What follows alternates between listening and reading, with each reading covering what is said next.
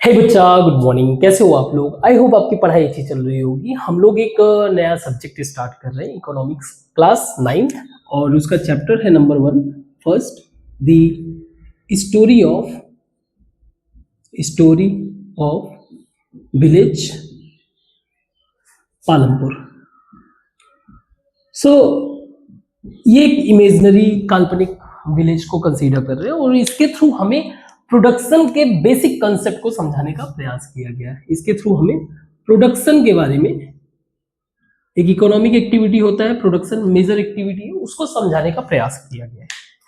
तो इस गांव के अंदर, इस विलेज में प्रोडक्शन के पॉइंट ऑफ व्यू से दो तरीके की एक्टिविटी है। आप दो तरीके से उसे क्लासिफाइड कर सकते हो। वन इज फार्मिंग, फार्मिंग मतलब एग्रीकल्चर रिलेटेड एक्टिविटीज, है ना। फार्मिंग हो गया आपका एग्रीकल्चरल एक्टिविटीज। दूसरा है आपका नॉन फार्मिंग, मतलब मेजर पॉइंट ऑफ व्यू से अगर डिवाइड करें तो एक हो गया फार्मिंग और दूसरा हो गया नॉन फार्मिंग एक्टिविटीज। जैसे कि आपको इस गांव के अंदर शॉपकीपर मिल जाएंगे, शॉपकीपर।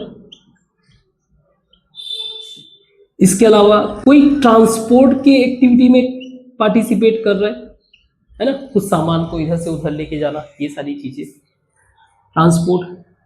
आपको डेयरी जैसे एक्टिविटी में इंडल्ज लोग मिल जाएंगे, गाय भैंस, उनके दूध को बनाना और डेयरी ओपन करके सेल करना, ये भी एक तरीके का नॉन फार्मिंग एक्टिविटी है। एंड आपको मिल जाएंगे स्मॉल स्केल मैन्युफैक्चरिंग। जैसे एग्जाम्पल के लिए जैसे कोई आटा मिल बना रखा है, फ्लोर वगैरह, आटा बनाने वाला काम, राइस मिल बना रखा है, ये सारी चीजें। तो इस तरह के कई सारे काम देखने को मिल रहे हैं। गुड। ना अगर इन दोनों ही एक्टिविटीज को हम देखें तो इनको कुछ ना कुछ इनपुट के फॉर्म में कुछ चाहिए, दे नीड समथिंग। जैसे फार्मिंग के लिए क्या चाहिए? फार्मिंग के लिए इनको लैंड चाहिए, व्हाट दे नीड, इनको क्या चाहिए, या कह सकते हो रिसोर्स। इनको रिसोर्स में क्या चाहिए इस तरीके की एक्टिविटी के लिए? तो जैसे लैंड चाहिए एग्रीकल्चर के लिए, इनको वाटर चाहिए, इनको वर्कर्स चाहिए काम करने के लिए, इनको मशीन्स चाहिए, मशीन, और इन सभी को खरीदने वगैरह के लिए मनी चाहिए, अगर बेसिक रिक्वायरमेंट की बात करें तो। सो नो डाउट मैं कह सकता हूं कि जैसे लैंड और वाटर क्या है, ये एक तरह से नेचुरल, तो इनके कुछ नेचुरल रिक्वायरमेंट है, कुछ ह्यूमन रिक्वायरमेंट, कुछ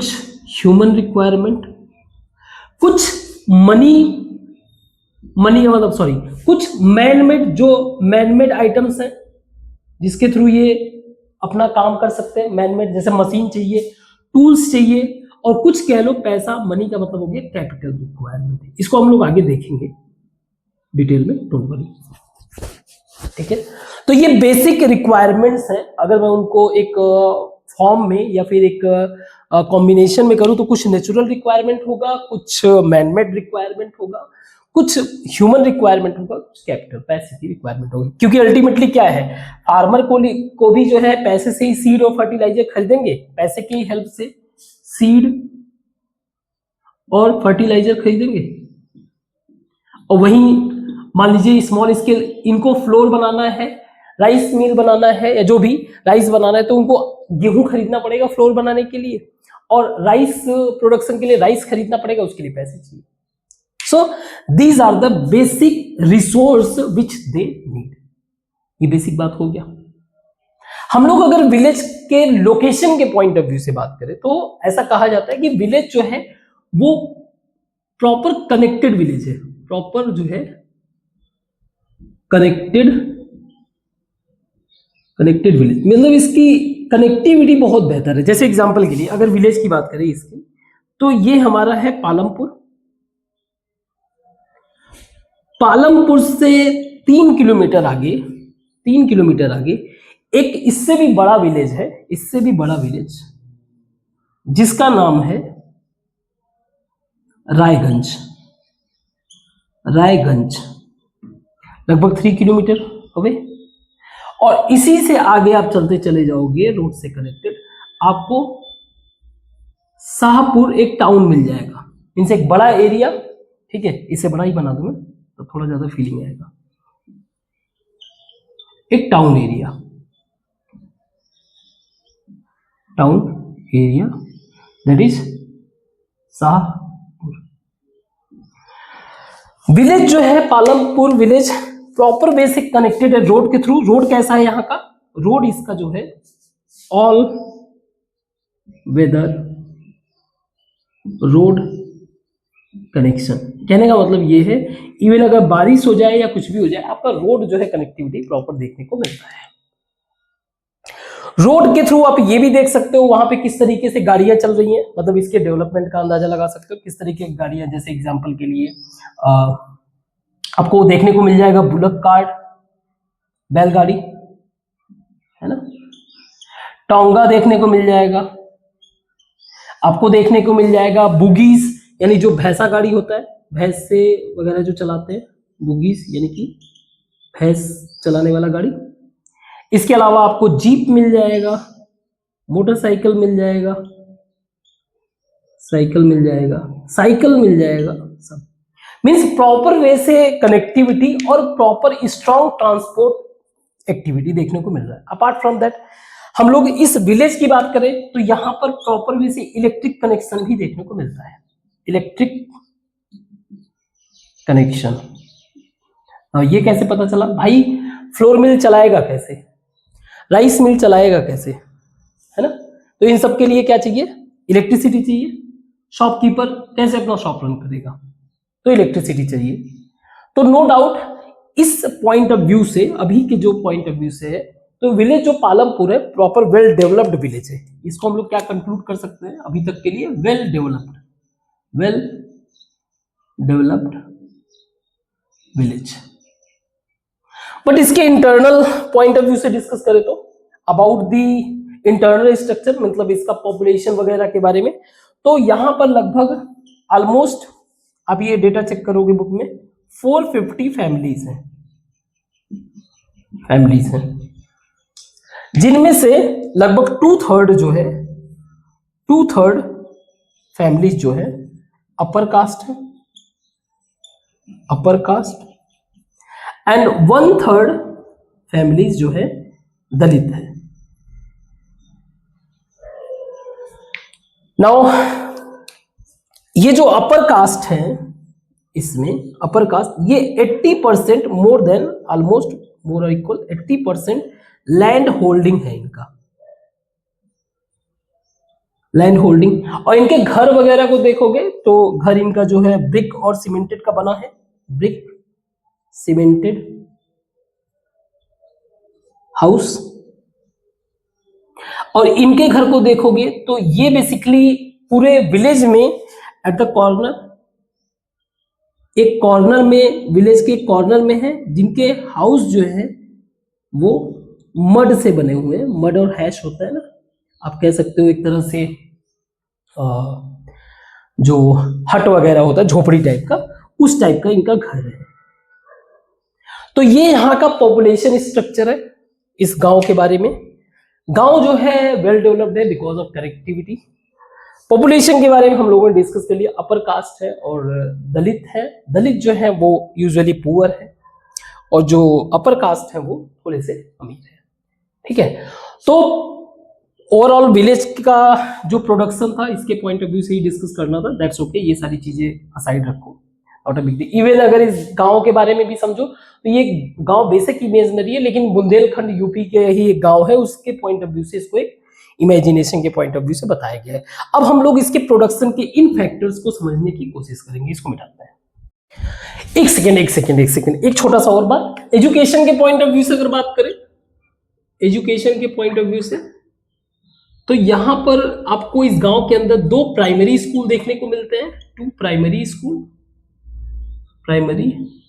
स्कूल और एक आपको हाई स्कूल देखने को मिलता है, हाई स्कूल देखने को मिलता है। सो नो डाउट, जो हमने कहा कि ये गांव वेल डेवलप्ड है क्योंकि यहाँ पे स्कूल्स भी हैं, ट्रांसपोर्ट एक्टिविटी के लिए प्रॉपर कनेक्शन है, कनेक्टिविटी है और इलेक्ट्रिसिटी कनेक्शन भी है, जिसके कारण हम लोग कह सकते हैं ये गांव जो है वेल डेवलप्ड है। इसको मिटाते हैं। जैसे कि हमें ये पता है कि इस चैप्टर का मेन पर्पस है प्रोडक्शन के बारे में समझाना, तो हम लोगों ने बेसिक बात डिस्कस कर लिया, थोड़ा प्रोडक्शन को समझ लेते हैं। प्रोडक्शन का मेन एम है, अगर एम के पॉइंट ऑफ व्यू से देखा जाए, कि प्रोडक्शन एक्टिविटी जो करता है वो मेन एम है गुड्स और सर्विस को प्रोड्यूस करना,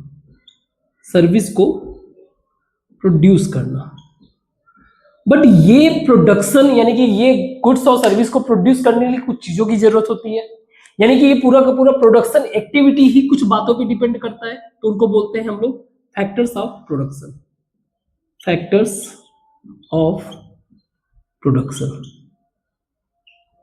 प्रोडक्शन के फैक्टर्स क्या क्या ऐसी बातें हैं जो जिस पर प्रोडक्शन हमारा डिपेंड करता है। सो सबसे पहला, इसको चाहिए नेचुरल रिसोर्सेस, जिसके थ्रू प्रोडक्शन जो है हो सके, अभी डिस्कस करेंगे इसको भी।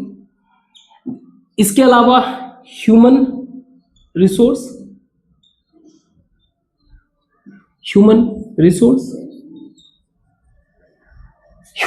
चाहिए प्रोडक्शन के लिए, एंड थर्ड कह सकते हो कैपिटल। एक फोर्थ और है, उसको हम लोग लास्ट में डिस्कस करेंगे। थोड़ा सा आपके बुक से थोड़ा सा हटके रहेगा, बट ऐसा नहीं है, मेन कंसेप्ट तो वही रहेगा। एक बार के लिए आप बुक रीड करोगे तो थोड़ा सा डिफरेंट फील हो सकता है, बट ओवरऑल हमारा पर्पज है चीजों को इजी बनाना। नाउ नेचुरल रिसोर्स का मतलब क्या है? वो चीज जो हमें नेचर से मिल रहा है, जैसे for example land, water, means आप कुछ प्रोड्यूस कर रहे हो, उसमें इनका इस्तेमाल होना, नेचुरल रिसोर्स का इस्तेमाल होना। तो आपने जमीन का इस्तेमाल किया, आपने पानी का इस्तेमाल किया, आप हो सकता है फॉरेस्ट का इस्तेमाल कर रहे हो, फॉरेस्ट का कोई आइटम है, लकड़ियां वगैरह कुछ भी। इसके अलावा आप हो सकता है मिनरल्स वगैरह का इस्तेमाल कर रहे हो, ऐसे कई सारी चीजें, दीज आर द एक्सेट्रा, ऐसे कई सारी चीजें जो एज अ नेचुरल रिसोर्स के फॉर्म में आप इस्तेमाल कर रहे हो। जैसे हम लोगों ने जो अभी देखा था इस वाले एक्टिविटी में, पालमपुर वाले में, जिसमें जो है खेती वाले एक्टिविटी में, एग्रीकल्चर वाले एक्टिविटी में लैंड और वाटर की जरूरत थी। गुड। ह्यूमन रिसोर्स का मतलब क्या है? देखो, ह्यूमन रिसोर्स में ह्यूमन को इंक्लूड कर रहे हैं, लेकिन जब हम बात करते हैं ह्यूमन, तो इसमें कुछ रिसोर्स ऐसे हैं, मींस देखो किसी भी ह्यूमन को नॉलेज और स्किल ऐसे होते हैं जिसके कारण आप ह्यूमन रिसोर्स को 2 फॉर्म में डिवाइड कर सकते हो। एक कह सकते हो कि स्किल्ड ह्यूमन, और दूसरे हैं आपके नॉन स्किल्ड ह्यूमन। तो जो नॉन स्किल्ड होते हैं ज्यादातर ये लेबर होते हैं। लेबर तो वैसे सबके सब है, लेकिन कहने का मतलब ये है कि ये बहुत ही ज्यादा नॉट वेल एजुकेटेड। ये क्या होते हैं? ये वेल एजुकेटेड होते हैं, जैसे कि डॉक्टर, जैसे इंजीनियर, जैसे कोई एडमिनिस्ट्रेटर एक्सेट्रा। तो ये ज्यादातर जो है मैनेजमेंट लेवल के एक्टिविटी को संभालते हैं, मैनेजमेंट एक्टिविटी, ये ओवरऑल मैनेज करते हैं। ये लेबर का एक्टिविटी यानी कि प्रोडक्शन वाले एक्टिविटी, मैनेज भी कह लो, सुपरवाइज भी करते हैं। ठीक है। तो कैपिटल में आप, कैपिटल का मतलब क्या है? हम लोग मनी के बारे में बात कर रहे हैं। तो मनी का पर्पस क्या होता है? मनी जो है 2 तरीके के दो तरीके से दो एक्टिविटी में आप कह सकते हो एक्सपेंडिचर होता है। एक होता है फिक्स्ड कैपिटल और एक होता है आपका वर्किंग कैपिटल। तो ये बेसिकली आपके मनी एक्सपेंडिचर के बारे में बता रहा है, आप कहां पे पैसे खर्च कर रहे हो इसके बारे में बता रहा है। जैसे फिक्स कैपिटल इज अबाउट कि ऐसे आइटम्स को आप खरीद रहे हो, ऐसे आइटम्स को खरीद रहे हो जिसका यूज जो है for long period of time, long period of time. जैसे जैसे फॉर एग्जांपल आपने बिल्डिंग, कोई फैक्ट्री बिल्डिंग बनाया, फैक्ट्री का बिल्डिंग, अब ये रोज रोज नहीं बन रहा है ना, फैक्ट्री बिल्डिंग हो गया। कोई मशीन वगैरह है, आपने मशीन खरीदा है, तो आपने रोज रोज उसको तो नहीं खरीदना है, एक मशीन खरीद लिया। इसके अलावा कोई टूल्स वगैरह है, अपार्ट छोटे मोटे टूल्स, वो भी आपको बार बार नहीं खरीदना है। लेकिन वर्किंग कैपिटल मतलब डेली एक्सपेंडिचर, डेली एक्सपेंडिचर। जैसे कि आप रॉ मटेरियल आपको खरीदना है, रॉ मटेरियल ये आपके डेली एक्सपेंडिचर में आएगा। जैसे आपने जो भी एक दिन में जितना कंज्यूम किया, ये सारी चीजें। फॉर एग्जांपल मान लीजिए आप यार्न बना रहे हैं, या फिर यार्न बना रहे हैं तो आपको कॉटन चाहिए डेली लेवल पे, अदरवाइज आपका प्रोडक्शन पूरा रुक जाएगा। क्लॉथ बना रहे हैं तो यार्न चाहिए।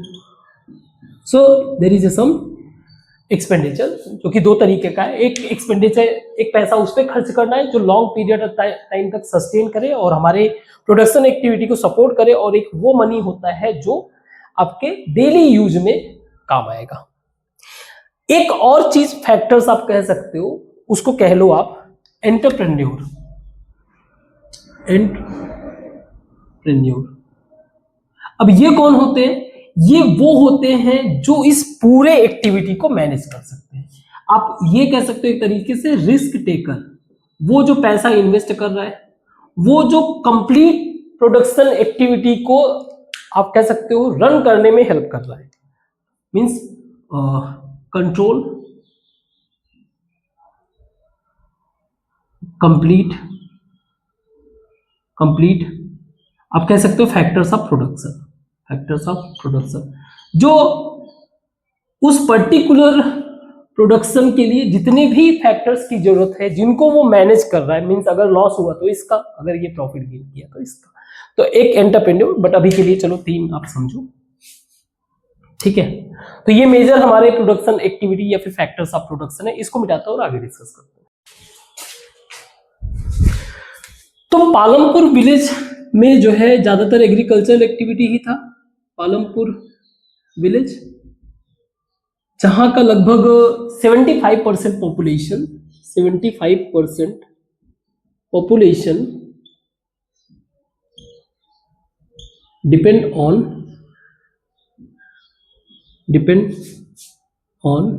फार्मिंग एक्टिविटी, अब इसको समझते हैं। सी, वहां पे कुछ तो फार्मर्स ऐसे थे जिनका खुद का लोन, कुछ खुद का लैंड था। जैसे सम फार्मर्स ऐसे थे जिनका खुद का जमीन था, और कुछ ऐसे फार्मर्स थे जिनके पास नो लैंड तो नहीं था, तो फिर ये एज ए लेबर की तरह वर्क करते थे दूसरों के लैंड पे। सी, हम लोग अगर लैंड के पॉइंट ऑफ व्यू से देखें, लैंड के पॉइंट ऑफ व्यू से, तो जो वहां की जमीन थी, यानी कि जो पालमपुर का लैंड वाज लिमिटेड। अब ऐसा तो नहीं है ना कि जमीन को बढ़ा सकते हो, लैंड को बढ़ा नहीं सकते हो। पॉपुलेशन बढ़ने के कारण, पॉपुलेशन इंक्रीज होने के कारण प्रेशर ऑन लैंड के ऊपर दबाव ज्यादा बढ़ गया, जिसके कारण वहां का जो वेस्ट लैंड था, इवन क्योंकि अल्टीमेटली पॉपुलेशन बढ़ा, प्रेशर का मतलब क्या था? प्रेशर का मतलब नीड मोर प्रोडक्शन। इसके कारण जो ओवरऑल लैंड पे प्रेशर बढ़ा। अब आप जमीन तो बढ़ा नहीं सकते हो, इवन जो वेस्ट लैंड हुआ करता था, जो वेस्ट लैंड हुआ करता था, बंजर waste land also converted into farming land. मतलब आप अंदाजा लगा सकते हो, प्रोडक्शन बढ़ाने के लिए, प्रोडक्शन को मीट कराने के लिए, रिक्वायरमेंट को, यानी कि जो भी डिमांड था उसको मीट कराने के लिए जो वेस्ट लैंड था, जो बंजर जमीन था, उसको भी इन्होंने फार्मिंग लैंड में कन्वर्ट कर दिया। ठीक है, बट मुद्दा यही है कि क्या सिर्फ यही तरीका था उनको प्रोडक्शन बढ़ाने का? सी, पालमपुर जो है एक तरह से लगभग आप कह सकते हो वेस्टर्न यूपी और उस साइड के, वेस्टर्न यूपी साइड के, यूपी साइड का विलेज था, मतलब जो इमेजिंग किए थे। तो वहां का सिचुएशन क्या था? वहां पे लोग मल्टी क्रॉपिंग, यानी कि कई सारे मल्टीपल क्रॉपिंग जो है, दे टू इंक्रीज प्रोडक्शन, वो करते क्या थे? Production multiple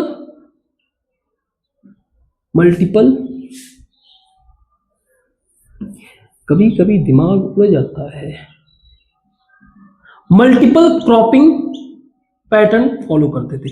multiple cropping pattern का मतलब क्या है?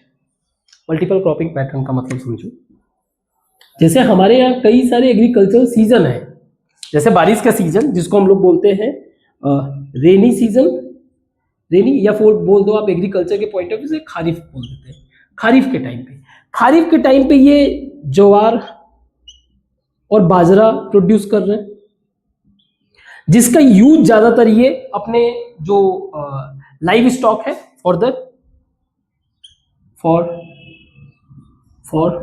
दी आप कह सकते हो used as food for animals, जो उनके पास जानवर हैं उनको खिलाने के लिए खारिफ के टाइम में प्रोड्यूस कर रहे हैं। विंटर का टाइम आ जाओ, जैसे ही बारिश एंड हो रहा है, या बारिश के जैसे मतलब after rainy season means end of rain, इस टाइम पर ये लोग एक और एक्टिविटी कर रहे हैं, जैसे कि पोटैटो, आलू वगैरह उगा रहे हैं। आलू ना सिर्फ उगा रहे हैं, ले जाके जो उनके पास नियर विलेज था वहां पे सेल भी कर रहे हैं, अपने भी कंज्यूम कर रहे हैं, खुद भी बेच रहे हैं। विंटर के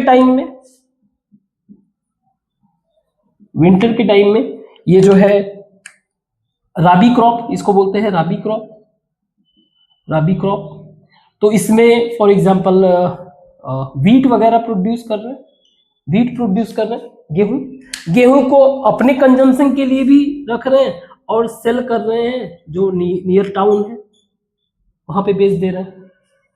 इन सब के अलावा ये वो चीज भी प्रोड्यूस करते हैं जैसे कि जो थ्रू आउट द ईयर में एक ही बार कट कर रहे हैं, जैसे गन्ना, शुगर प्रोडक्शन भी हो रहा है, जो कि हार्वेस्ट इन ए ईयर, एक साल में एक बार इसको हार्वेस्ट किया जाता है। तो शुगर भी प्रोड्यूस कर रहे हैं, जिसके थ्रू ये क्या कर रहे हैं, जगेरी वगैरह, गुड़ वगैरह बनाने का काम कर रहे हैं। तो इन्होंने अपने प्रोडक्शन को मतलब ग्रो करने के लिए, बढ़ाने के लिए सबसे बेस्ट तरीका था मल्टी क्रॉपिंग पैटर्न इन्होंने फॉलो किया। लेकिन ये चीज पॉसिबल कैसे हुआ? वी हैव टू अंडरस्टैंड, ये पॉसिबल कैसे हुआ? ये पॉसिबल हुआ because of well irrigation connectivity. ये पॉसिबल हुआ बिकॉज ऑफ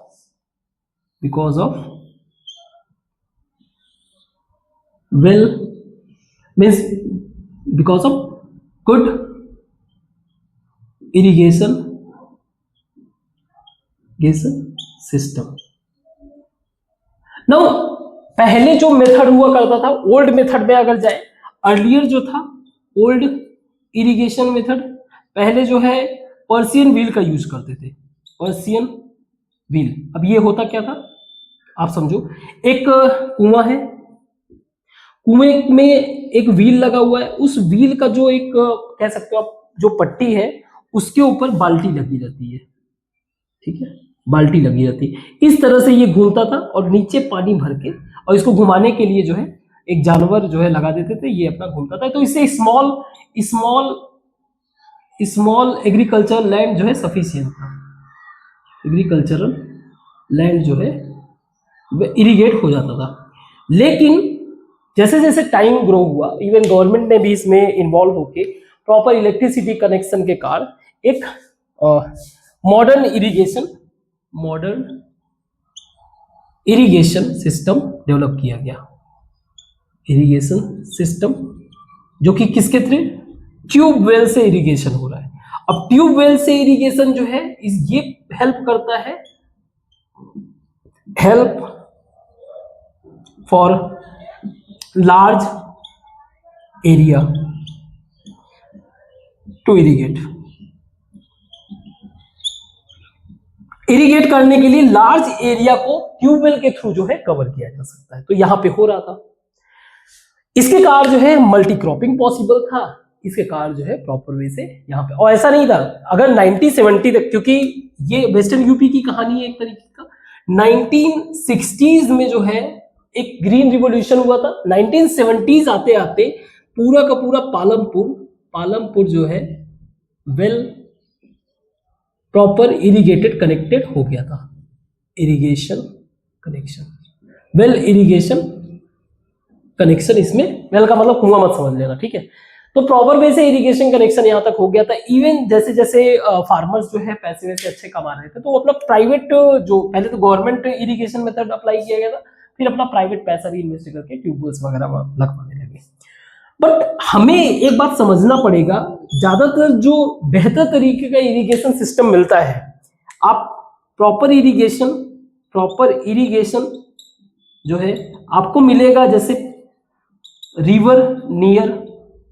रिवर यानी कि प्लेन लैंड्स, प्लेन एरियाज जो है कोस्टल एरियाज में मिलेंगे, कोस्टल एरियाज में, या फिर जहां पे प्रॉपर वेल कैनाल जहां पे डेवलप किया गया हो, वहीं पे बेहतर इरिगेशन, तो वहीं पे मल्टी क्रॉपिंग पॉसिबल हो सकता है। हम अगर अपने इंडिया को पूरे देखें, अगर पूरे इंडिया को अगर समझें, तो इंडिया का आज भी लगभग 60% एग्रीकल्चर डिपेंड करता है, depends on rainfall. Specially plateau वाला region, for example Deccan plateau, जैसे डेक्कन प्लेट्यू, यहां पे इरिगेशन वगैरह का सिस्टम बहुत ज्यादा प्रॉब्लम है, तो यहाँ पे मल्टी क्रॉपिंग करना जो है इतना पॉसिबल नहीं है। बट आज के टाइम में थोड़ा थोड़ा ग्रो अच्छा खासा ग्रो हो रहा है, ठीक है, कैनाल वगैरह बनाए जा रहे हैं। बट फिर भी हम लोग कह सकते हैं कि लगभग 60% ऐसा इंडिया का लैंड है जो प्रॉपर वे से इरिगेट नहीं किया जा पा रहा है, जिसके कारण वहां पे एग्रीकल्चर एक्टिविटी, तो वहां पे लोगों का प्रॉब्लम आप समझ सकते हो, ठीक है। तो हमने पालमपुर विलेज का फार्मिंग एक्टिविटी को समझ, इसको मिटाते हैं।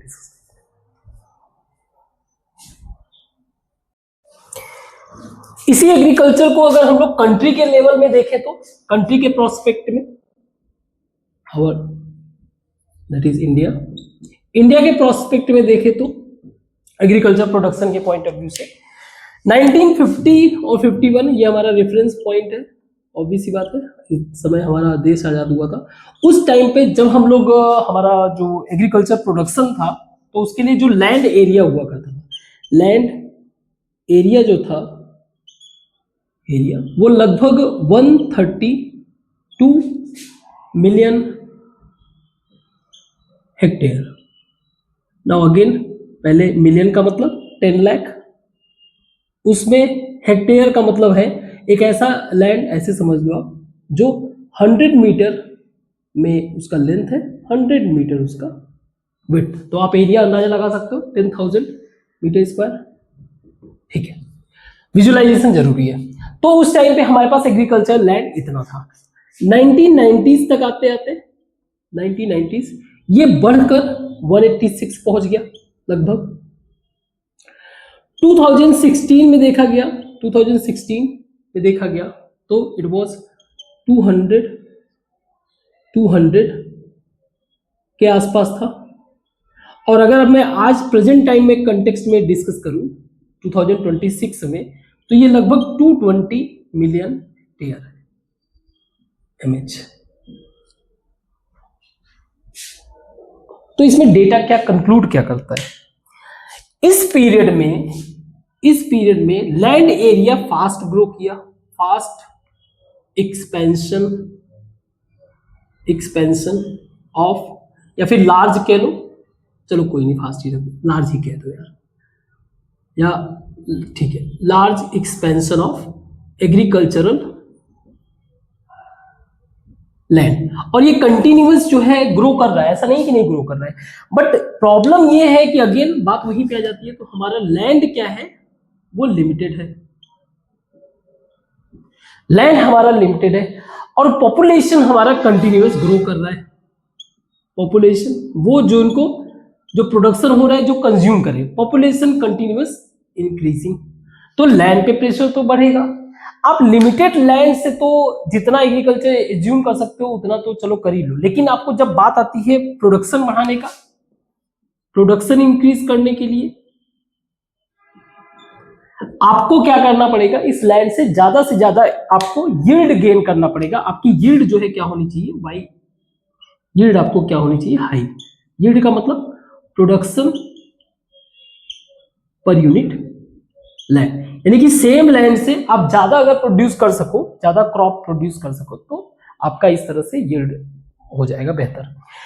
इंडिया में अगर बात करें, ऐसा नहीं है कि एफर्ट नहीं किया गया, इंडिया में एक सबसे बेस्ट इवेंट कह सकते हो जिसको बोलते हैं ग्रीन रिवॉल्यूशन, ग्रीन रिवॉल्यूशन। एक बिफोर वाला सिनेरियो डिस्कस कर लेते हैं, एक बिफोर वाला सिनेरियो और एक आफ्टर वाला सिनेरियो। नाउ बिफोर वाला सिनेरियो में जो सीड हुआ करता था, सीड यूज करते थे, सीड जो हुआ करता था, सीड बेसिकली ट्रेडिशनल सीड हुआ करते थे, ट्रेडिशनल सीड हुआ करते थे। फर्टिलाइजर जो यूज करते थे, फर्टिलाइजर लाइक काउ डंक, गाय का गोबर, इसके अलावा जो नेचुरल मेन्योर अवेलेबल थे उसी से काम चलाता था, नेचुरल मेन्योर। और इरिगेशन के लिए किस पे डिपेंड रहते थे, इरिगेशन के लिए मोस्टली रेन पे डिपेंड होते थे, तो जब बारिश होगा तभी तो प्रॉपर वे से। तो ओवरऑल देखा गया कि इनका जो यील्ड था, यील्ड बहुत ही लो था। इवन अगर आप एक अंदाजा लगा सकते हो, सो दे प्रोड्यूस, अगर मान लीजिए हम लोग किसी एक वीट को ही कंसीडर कर ले, सो they produce somewhere 1300 kg per hectare, ये इनका प्रोड्यूस कर पाते थे। सी ग्रीन रिवॉल्यूशन हमारा जो है मेजर इंप्लीमेंट हुआ है तो पंजाब, हरियाणा और कह लो वेस्टर्न यूपी में, वेस्टर्न यूपी में। तो बिफोर का सिनेरियो ये था कि वीट प्रोड्यूस कर रहे हैं somewhere around 1300 kg per hectare. After का सिनेरियो क्या हुआ, आफ्टर का सिनेरियो जो ये सीड यूज करते थे, सीड इनका था हाई यील्ड वेराइटी, मतलब उसके अंदर कैपेसिटी था बेहतर तरीके से प्रोड्यूस होने का, मतलब सस्टेन कर लेना हर एक तरीके का environment, high yield variety seed था इनका। दूसरा जो फर्टिलाइजर्स थे, फर्टिलाइजर्स केमिकल फर्टिलाइजर्स थे, इन्होंने पेस्टिसाइड्स वगैरह यूज किया, पेस्टिसाइड्स वगैरह यूज किया। इरिगेशन के लिए जो है ट्यूबवेल, ये सारी चीजें, ट्यूबवेल, कैनाल। तो रिजल्ट क्या हुआ, रिजल्ट हमें ये देखने को मिला कि इनका जो प्रोडक्शन था, यील्ड था, overall yield somewhere around 3200 kg per hectare. एक हेक्टेयर लैंड से 3200 kg जो है क्या कर रहे हैं, ये अपना वीट प्रोड्यूस कर रहे हैं। तो आप कह सकते हो समवेयर अराउंड ऑलमोस्ट ढाई गुना प्रोडक्शन, 2.5 टाइम्स, इससे भी ज्यादा, ये 25 टाइम्स प्रोडक्शन इंक्रीज। अब इससे क्या हुआ, इससे ना सिर्फ इतना प्रोडक्शन ज्यादा होने के कारण, ना सिर्फ ये अपने कंजम्पशन के लिए बेहतर तरीके से रखते थे, मींस सेल्फ कंजम्पशन के लिए रखते थे, और जो भी बच गया रिमेनिंग सेल इन मार्केट। बाकी का जो बच गया वो मार्केट में बेच देते। आज भी यही सिनेरियो है। इवन अगर आप इन यहाँ के जो विलेजर्स हैं, जो फार्मर्स है, वेल डेवलप्ड फार्मर्स आपको मिलेंगे, अच्छा खासा उनकी प्रॉपर्टी, मतलब सारा कुछ बेहतर मिलेगा आपको। उसका रीजन क्या है? Green revolution. और ये कब हुआ था? ये हुआ था हमारे 1960s और 70s में, 60s और 70s में। तो उसका इम्पैक्ट ये पड़ा कि जो लैंड एरिया है उसको बेहतर तरीके से ना सिर्फ ग्रो किया गया और उस पर ज्यादा बेहतर तरीके से एग्रीकल्चरल एक्टिविटी भी किया। आज के टाइम में हमारा लैंड एरिया लगभग जो है वहां तक पहुंच गया जहां से हम लैंड एरिया नहीं बढ़ा सकते। ठीक है, पाकिस्तान को जब आ जाएगा अपने में तो बात अलग है, लेकिन अभी के टाइम में तो नहीं बढ़ा सकते। अभी के टाइम में हमारे पास बेहतर मेथड है प्रोडक्शन यील्ड को बढ़ाना, जिसमें हम लोग ग्रीन रिवोल्यूशन के इस्तेमाल से हम लोग क्या कर रहे हैं? प्रोडक्शन यील्ड को बढ़ाने की कोशिश कर रहे हैं through the high yield variety seeds, बेहतर केमिकल और पेस्टिसाइड, केमिकल फर्टिलाइजर्स, पेस्टिसाइड्स, है ना, ये सारी चीजों का इस्तेमाल करके, और इरिगेशन, इन सब का इस्तेमाल। तो आज के लिए बस इतना ही रखते हैं, आगे की चीजों को हम लोग कल देखेंगे। Thank you.